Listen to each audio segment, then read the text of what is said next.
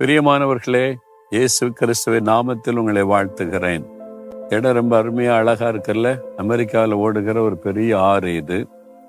அது கொலம்பியா ஆறு என்று சொல்லுகிறாங்க. பிரம்மாண்டமான ஒரு ஆறு. இந்த பகுதியில் ரொம்ப செழிப்பா இருக்க காரணம் இந்த ஆறு தான். எங்கே தண்ணீர் ஓடுகிறதோ அங்கே செழிப்பு இருக்கும், அங்கே ஆசீர்வாதம் இருக்கும். ஜீவ தண்ணீராகிய இயேசு கிறிஸ்து யாருடைய வாழ்க்கையில் இருக்கிறாரோ அவனுடைய வாழ்க்கையில செழிப்பு இருக்கும், ஆசீர்வாதம் இருக்கும். அதைத்தான் இது நமக்கு ஞாபகப்படுத்துகிறது. சரி, இன்றைக்கு ஆண்டவர் ஒரு வார்த்தை கொண்டு உங்களோட பேச விரும்புகிறார். வேதத்துல தேவனுடைய வாக்குத்தத்தங்களும் இருக்கிறது, கட்டளைகளும் இருக்கிறது. ஆண்டவர் சில சமயம் வாக்குத்தத்தம் தருகிறார், சில சமயம் கட்டளை கொடுக்கிறார்.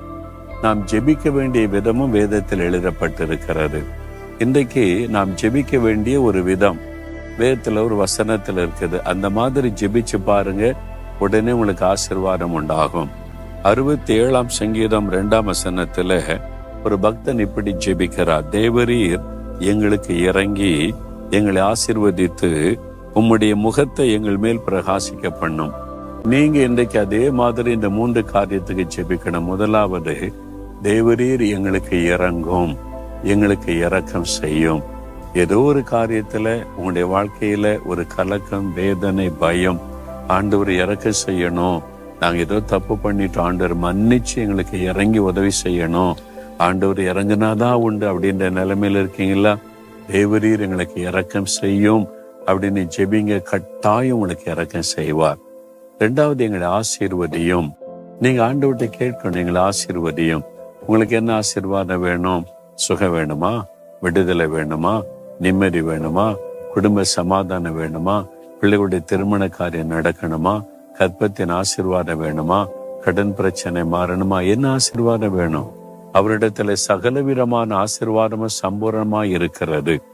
நீங்க தான் என்னை ஆசீர்வதியும், எங்களை ஆசீர்வதியும், எங்கள் குடும்பத்தை ஆசீர்வதியும், நான் செய்கிற ஊழியத்தை ஆசீர்வதியும், என்னுடைய தொழிலை ஆசீர்வதியும், என் கையின் பிரயாசத்தை ஆசீர்வதியும், என் நிலத்தை ஆசீர்வதியும், என் பிள்ளைகளை ஆசீர்வதியும் என்று ஜெபம் பண்ணணும்.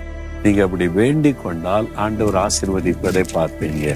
அது மாத்திரம் இல்ல, ஆண்டவரே உம்முடைய முகத்தை எங்கள் மேல் பிரகாசிக்க பண்ணும். கர்த்தருடைய முகம் ரொம்ப பிரகாசமானது. அதாவது 1,00,000 சூரியனை ஒன்னா இணைச்சி நடு மத்தியானத்துல பார்க்க முடியுமா? இந்த சூரியனே பார்க்க முடியல. அது மாதிரி அவர் ரொம்ப பிரகாசம் உள்ளவர். அவருடைய முகத்தை நம்ம மேல பிரகாசிக்க பண்ணணும்னு வேண்டுதல் செய்யணுமா?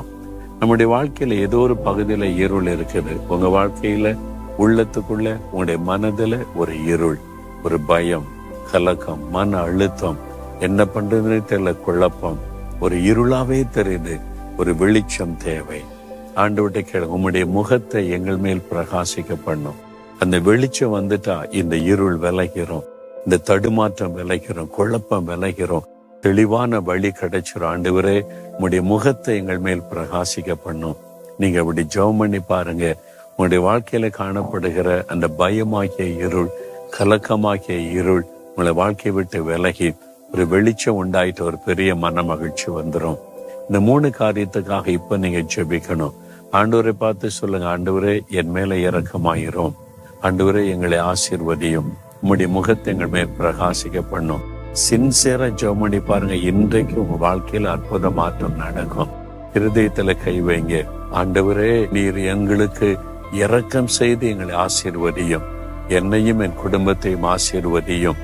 ஆண்டவரே உம்முடைய முகத்தை எங்கள் மேல் பிரகாசிக்க பண்ணும்.